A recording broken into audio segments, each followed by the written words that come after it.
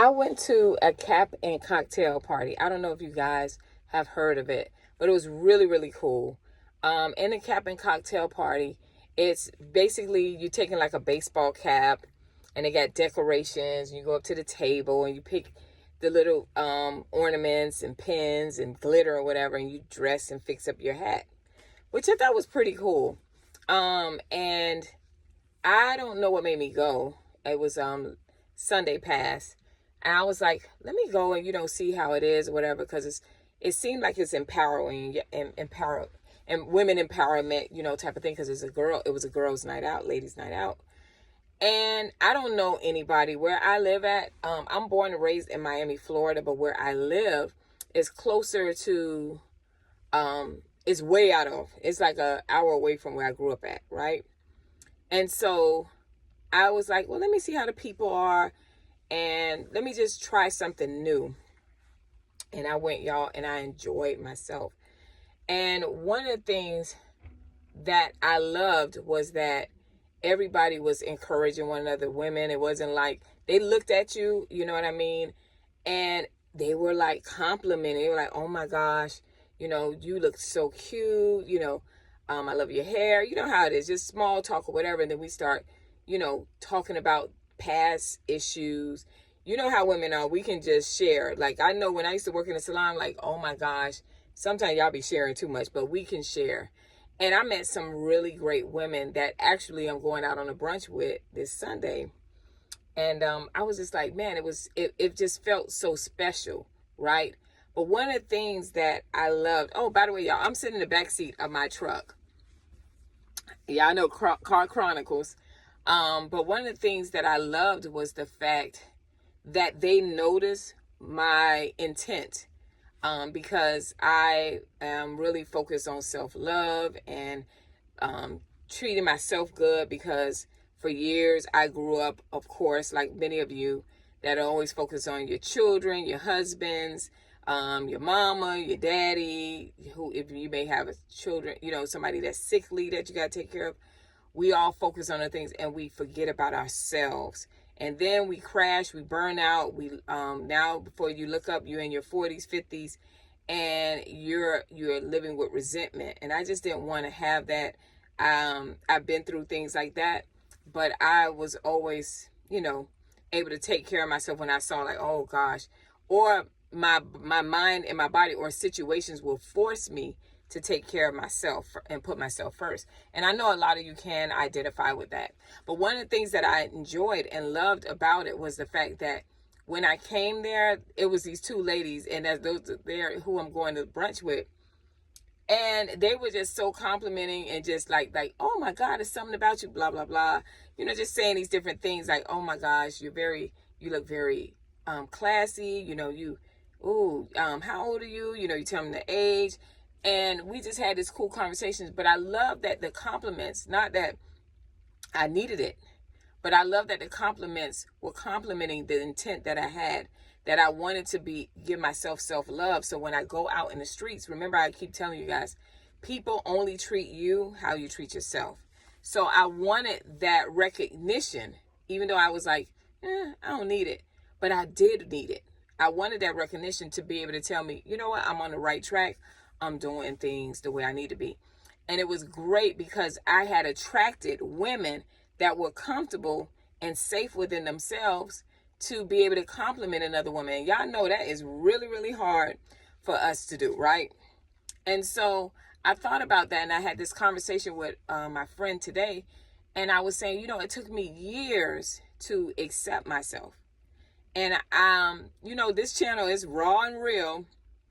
I like to talk about hair, of course, but at the same time, you can do all you want on the exterior part, but if you don't work on the interior part, you're going to forever be going in like this vicious cycle of nothingness. You're not making any strides. You're not changing. You're still dealing with the same issues. You still have the same circumstances coming in your life because we don't deal with the internal, right? And so I was having this conversation, which was really, really good today. We was talking about the Bible and all that stuff.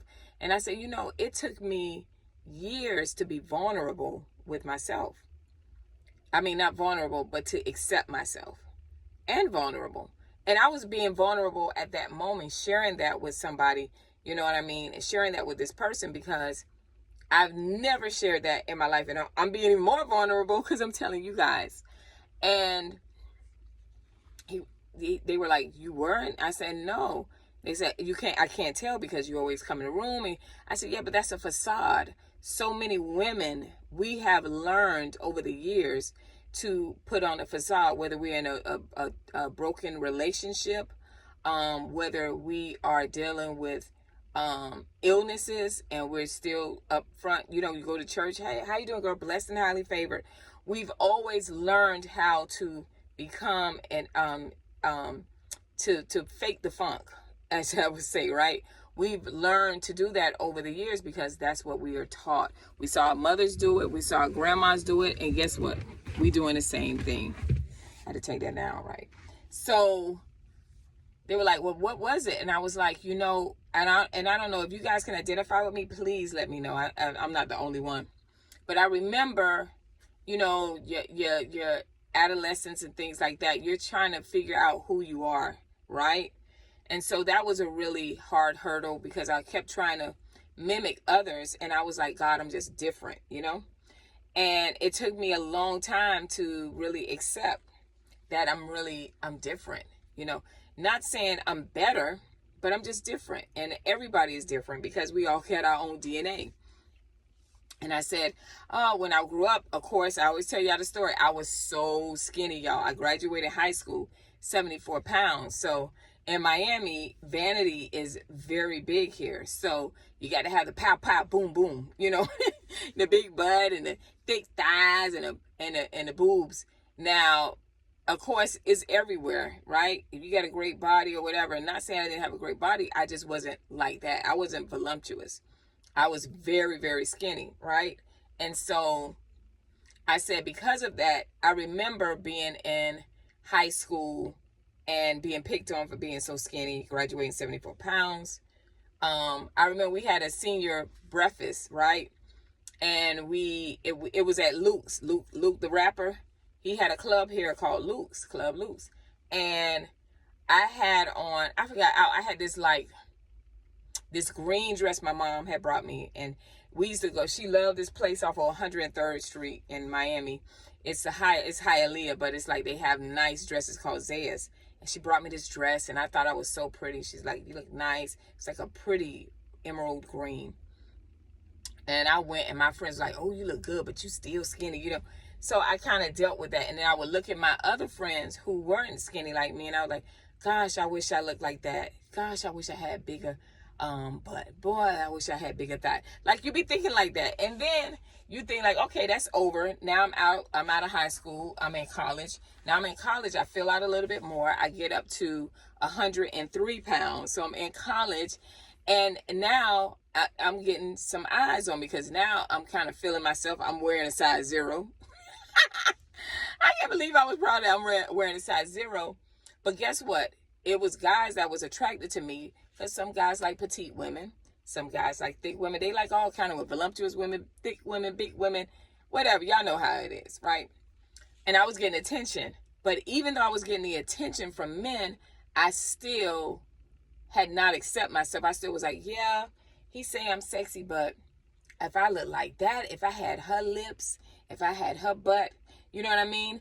I always was like never satisfied with what God gave me, right? And then as you get older, I think that I really didn't start accepting myself till I turned about 33 years old. So for 33 years, I was really struggling. And even though I say I started accepting myself, I didn't accept all of myself because I made bad decisions and dealt with relationships that I probably shouldn't have dealt with. But I dealt with them because I wasn't all of accepting myself. So I learned valuable lessons in that. Now being in my 50s is the fact that you didn't really accept yourself until really now. All of me, you know what I mean? Where I'm like grateful for so many things. Every morning I wake up and I do this log and I wake up in the morning, I read my 4 chapters, my Bible, and then I type all the things that may have happened or I'm experiencing, and I always write down what I'm grateful for. And it's helped me. It's helped me to accept myself, right? And so all along, part of the reason why I wasn't accepting myself, because I was always comparing myself to other people in their relationships, to comparing myself to the past Lethra, the past person. Well, when I was in my 20s, I did it this way. So I never could accept myself. And when I say accept myself, meaning that I was never happy with myself. It was always, this was good, but if I could just do this. It was always, if I can, I'm sorry, y'all, I'm starting to sweat. If I could just do this, it'd be better. And as time goes on, it's kind of like that video I showed you where it was called Why Women Don't Realize How Beautiful They Are Until they're older or whatever. It was kind of like that, where like the models were saying, oh my God, I'm so fat. They were in their 20s. By the time they got their 30s, they were like, oh my gosh, I actually looked good in my 20s. What was wrong with me?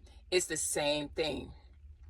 And it took me a while to realize that Lee, you never really truly accepted yourself fully. So this self-love journey is really something that I think we have to look at deeper than just the outward appearance, taking care of our outward, our clothes and our hair and different things like that.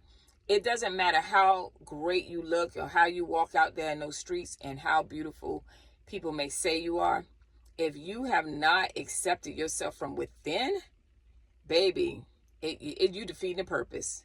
It's like putting clothes on a dead body. You know what I mean? It's like we're literally defeating the purpose. So instead of faking the funk and being, even though I know we may have hardships in our lives, and like I told somebody when they said, why you dress up when you go to work? I said, because I had a hard, maybe something was going on in my household. So I dressed up to make myself feel better. So I get that part. Because you always got to take care of yourself. You don't have to look like what you're going through, right? We know that saying. But it feels good to look like what I'm going through. It feels good to not even have to fake the funk. It feels good to see another sister on the side that might be where I was a few months ago or a year ago and say, girl, you got this thing. I know what that's like. It feels good to be able to encourage another sister. It feels good to be able to say, girl, now that body is everything, and mean it. And not say, dang, I wish I had that body. Grateful for what I got. I'm so grateful for what I got at this point in my life. But I wasn't for so many years. And I know you guys can identify with me with this, because I know I'm not the only one alone. And that's why a lot of us clearly we can show we not accepting ourselves when our hair ain't done and we ain't taking care of ourselves. That's really how we feel on the inside. But to know that you're on this journey, if you're on this journey with me, where we're talking about self-love and changing the paradigm of our thinking and putting ourselves first, because if you don't put yourself first, you can't help anybody else. And so as I go on this journey, when you put yourself first, you have a desire to help others. You have a desire to take care of your family. You have a desire to take care of your husband. You have a desire to take care of your children. You have a desire. There's a burning desire, because once you start taking care of yourself, you want people to feel good like you feel. Those people around you that you love, you want them to feel good like you feel. And so, and once that starts happening, you start taking care of yourself, you start accepting yourself, you start attracting people that are just like you. Or God say, oh, you know what? She can handle that. You know what? Let me bring this person into her life. Let me up level her. You want to level up? Learn to be grateful and learn to accept yourself. So I pray that this video helps you all. I pray it does, because y'all, I'm sweating in this car. I didn't want to have it on because then it'd be noisy. I don't know why. It's like my AC be like, eh. But I pray that this video helps you. And y'all know, like, share, subscribe, talk about it. It feels good to talk about it. It feels good that I'm starting to see this community of women that's talking about real raw things that have affected them. And I'm telling y'all stories and the things y'all putting in these comments. I got people inboxing me, like, asking me questions because of what you have done, what you have shared. They're like, oh, Is it possible? Yes, it's possible. It's possible for you to grow your hair back. It's possible for those things. So yeah. So I'm just in a state of happiness and beauty, and I can say it and mean it from the inside out. And I just wanted to share that. If you're a person that is, y'all, let me hurry up, wrap this up. If you're a person that struggle with accepting yourself, then know that the reason why is you're probably comparing yourself to other women or other people or other people's lives. You are not accepting because of things that have happened to you in your past. You are not accepting of yourself because you are so used to being at the bottom and being treated like the bottom that you're okay with that. And you haven't accepted yourself when you're so busy focused on trying to get people to accept you. People looking at you like, you don't even like yourself. You don't even accept yourself. How you want me to treat you the way you want me to treat you, and you don't even treat yourself good? Look at your hair, look at your clothes, look at you. So we cannot, listen, it is impossible for someone to genuinely treat you good and you don't treat yourself good at all. So I'm just saying what I'm saying because I've lived it, I'm living it, I understand it. And the more and more better I get on my journey of self-love and taking care of myself first, I am seeing tremendous change in my life and being able to live a true, authentic life and be happy. And I pray that you guys get this message and you receive it, and then you do the same thing and apply it to yourself and help your friends who may be struggling in this to learn to accept yourself. I am Lee Hill, your hair coach. I will see you guys next video. Bye.